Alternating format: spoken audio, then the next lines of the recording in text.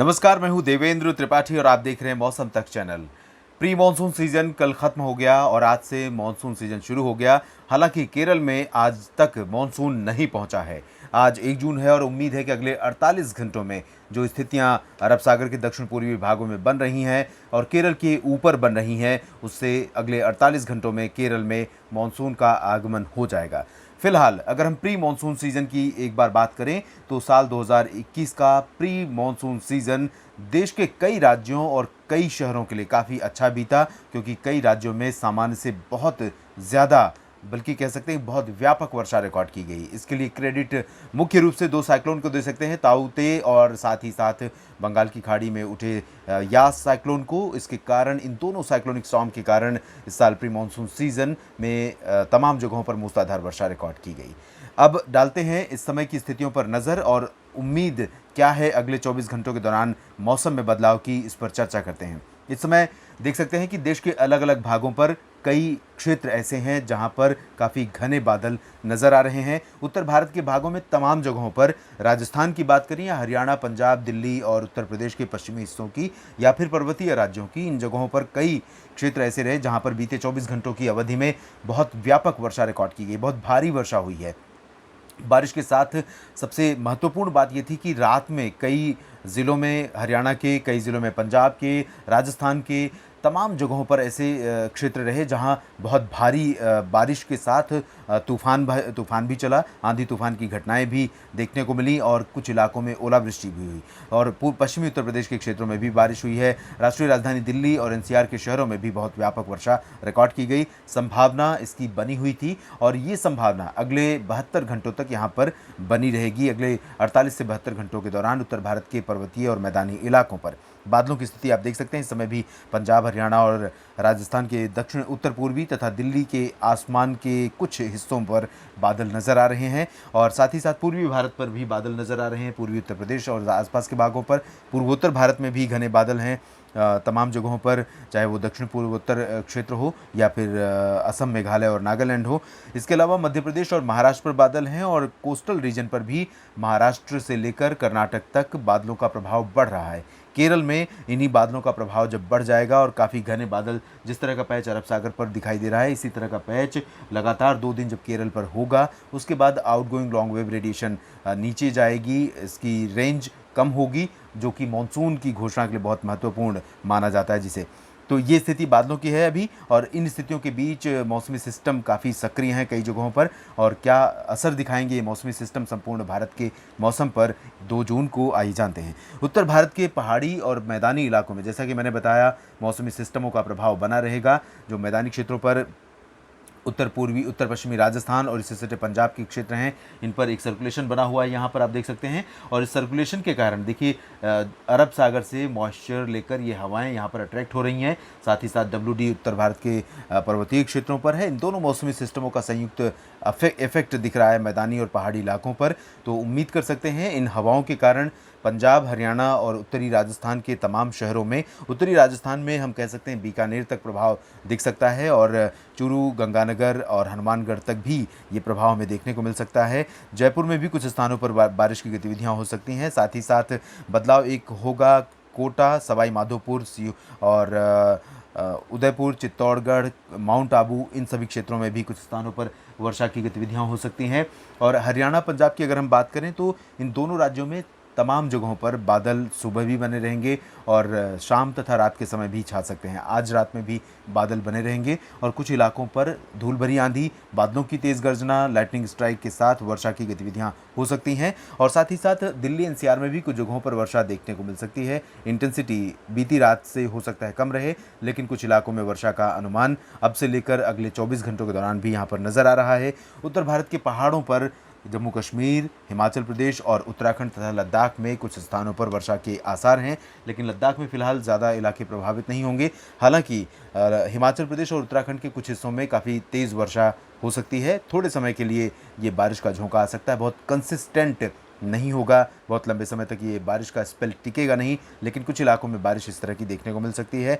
और उत्तर प्रदेश के भागों पर देखें तो मेरठ, मुरादाबाद, सहारनपुर, अलीगढ़, आगरा, एटा, मथुरा, हाथरस, बुलंदशहर, गाजियाबाद और गौतम बुद्ध नगर, इन सभी पश्चिमी इलाकों में कुछ इलाकों में वर्षा का अनुमान है, जबकि लखनऊ, कानपुर, बांदा, चित्रकूट, झांसी में वर्षा हो सकती है, बांदा में भी कहीं कहीं पर वर्षा हो सकती है, ललितपुर में भी बूंदाबांदी की गतिविधियां हो सकती हैं, आंशिक बादल आ सकते हैं, लेकिन बांदा के पूरब से चित्रकूट से लेकर कौशाम्बी और प्रयागराज, भदोही, वाराणसी, गाजीपुर, मऊ और जौनपुर, आजमगढ़ तथा प्रतापगढ़, सुल्तानपुर, अयोध्या, इन सभी क्षेत्रों में फिलहाल बारिश के आसार नहीं है और मौसम मुख्यतः साफ और शुष्क रहेगा। तराई क्षेत्रों में बूंदाबांदी हो सकती है। गोरखपुर में भी मौसम साफ रहने की संभावना है। अगर हम बिहार की बात करें तो बिहार के उत्तर पूर्वी तराई क्षेत्रों में किशनगंज, अररिया और पूर्णिया, सुपौल में भी नहीं संभावना है। किशनगंज और भागलपुर के तथा आसपास के कुछ इलाकों में वर्षा हो सकती है। बहुत सीमित इलाकों में वर्षा का अनुमान यहाँ पर नज़र आ रहा है। और इसके अलावा उप हिमालय पश्चिम बंगाल की बात अगर हम करें, सिक्किम और पूर्वोत्तर भारत के राज्यों के मौसम की बात करें तो यहाँ आप देख सकते हैं सिक्किम के गैंगटोक से लेकर सिलीगुड़ी, जलपाईगुड़ी और दार्जिलिंग समेत उप हिमालयी पश्चिम बंगाल का रीजन और असम, मेघालय, अरुणाचल प्रदेश, नागालैंड, मणिपुर, मिजोरम और त्रिपुरा, इन सभी पूर्वोत्तर राज्यों में कई स्थानों पर भारी वर्षा की संभावना है। इन क्षेत्रों में दक्षिणी जो 3 राज्य हैं, मणिपुर, मिजोरम और त्रिपुरा, मध्य में मेघालय और नागालैंड और उत्तर में असम तथा अरुणाचल, इन सभी क्षेत्रों में, यानी ये मध्य क्षेत्र आप देख सकते हैं, इन भागों में भी भारी वर्षा का अनुमान है। उत्तरी क्षेत्रों में भी भारी वर्षा हो सकती है और दक्षिणी हिस्सों में भी कुछ स्थानों पर तेज़ वर्षा हो सकती है। आप ये जानते ही हैं कि केरल में जैसे ही मानसून एंटर करता है वैसे ही पूर्वोत्तर राज्यों में इंतजार शुरू हो जाता है और अगला जो स्टेप होता है मानसून का 5 जून या उसके आसपास, इसी दौरान केरल में पूर्वोत्तर भारत के राज्यों में कुछ हिस्सों में मानसून दस्तक दे देता है। तो अब मानसून पूर्वोत्तर भारत के राज्यों से बहुत दूर नहीं है। वैसे ही मानसून से पहले ही, मानसून के दस्तक देने से पहले ही पूर्वोत्तर राज्यों में कई जगहों पर काफ़ी व्यापक वर्षा रिकॉर्ड की जा रही है। गंगेय पश्चिम बंगाल और झारखंड के भागों के मौसम में बहुत कुछ नहीं बदलेगा। गंगेय पश्चिम बंगाल में कोलकाता, दीघा और उत्तर तथा दक्षिण 24 परगना के साथ साथ मेदिनीपुर समेत तमाम जिलों में मौसम मुख्यतः साफ रहने की संभावना है। हालांकि कुछ हिस्सों में बूंदाबांदी या हल्की वर्षा अचानक हो सकती है, जबकि झारखंड के कुछ इलाकों पर अच्छी वर्षा के संकेत दिखाई दे रहे हैं। विशेष रूप से दक्षिणी और पश्चिमी जिलों में वर्षा का अनुमान है। ओडिशा और छत्तीसगढ़ में भी कई जगहों पर व्यापक वर्षा होने की संभावना नजर आ रही है। अगर मध्य प्रदेश की बात करें तो यहाँ पर आप देख सकते हैं मध्य प्रदेश के ऊपर आसमान में, यानी वायुमंडल में मॉइस्चर काफ़ी व्यापक रहेगा। हवाओं में काफ़ी नमी रहेगी और ये हवाएं बादल विकसित करने में महत्वपूर्ण भूमिका अदा कर सकती हैं और इन्हीं के चलते कुछ इलाकों में वर्षा भी हो सकती है। भोपाल, जबलपुर, इंदौर, उज्जैन, सागर, सतना, पन्ना और ग्वालियर, दतिया, भिंड, मुरैना, रतलाम, इन सभी क्षेत्रों में वर्षा की संभावना नज़र आ रही है। इसी तरह से गुजरात के क्षेत्रों में भी पूर्वी इलाके जो हैं, इन हिस्सों में कुछ स्थानों पर वर्षा का अनुमान है। आनंद से लेकर गांधीनगर, वडोदरा और सूरत, वलसाड़, नवसारी जो दक्षिण पूर्वी इलाका है, इन इलाकों में ज़्यादा संभावना है। महसाना, पाटन और साबरकांठा, बनासकांठा समेत उत्तर पूर्वी क्षेत्रों में तथा कच्छ और सौराष्ट्र क्षेत्र में मौसम फिलहाल शुष्क रहेगा। हालांकि अरब सागर से मॉइस्चर आने के कारण यहाँ कुछ इलाकों में गर्जना वाले बादल बन सकते हैं, लाइटनिंग और थंडरस्टॉर्म की एक्टिविटी हो सकती है और 1-2 जगहों पर आइसोलेटेड पैचेस में रेनफॉल भी यहाँ पर रिकॉर्ड की जा सकती है। मध्य प्रदेश के बाद और गुजरात के बाद अगर हम महाराष्ट्र के मौसम की बात करें तो यहाँ पर नागपुर, अकोला, वर्धा, यवतमाल समेत विदर्भ के कई इलाकों में और मराठवाड़ा के कई क्षेत्रों में वर्षा होने की संभावना है। मध्य महाराष्ट्र और कोंकण गोवा में भी वर्षा की गतिविधियां संभावित हैं। पुणे, नासिक समेत मुंबई, ठाणे, रत्नागिरी और सिंधुदुर्ग समेत जो कोंकण रीजन है, इन हिस्सों में वर्षा होगी। साथ ही साथ मध्य क्षेत्रों में भी वर्षा संभावित है। आपको इससे पहले आपको अगर याद हो तो महाराष्ट्र के साप्ताहिक मौसम पूर्वानुमान में मैंने कहा था कि अगले कुछ दिनों के दौरान संपूर्ण भारत में सबसे अधिक रेनिएस्ट पॉकेट होगा महाराष्ट्र और यही स्थितियां इस समय नज़र आ रही हैं। उम्मीद कर सकते हैं कि अगले 24 घंटों के बाद भी इसी तरह का मौसम महाराष्ट्र पर बना रहेगा। इसके लिए मुख्य रूप से जिम्मेदार है मध्य पूर्वी अरब सागर के ऊपर बना सर्कुलेशन, जिसके कारण मॉइस्चर व्यापक मात्रा में महाराष्ट्र के तटों के साथ साथ दक्षिणी प्रायद्वीपीय भारत के भागों पर भी पहुंच रहा है और ये जो सर्कुलेशन है वो अब धीरे धीरे उत्तर पश्चिमी दिशा में आगे बढ़ा है और इस समय आप देख सकते हैं मुंबई के पैरेलल अरब सागर में यहाँ पर स्थित है।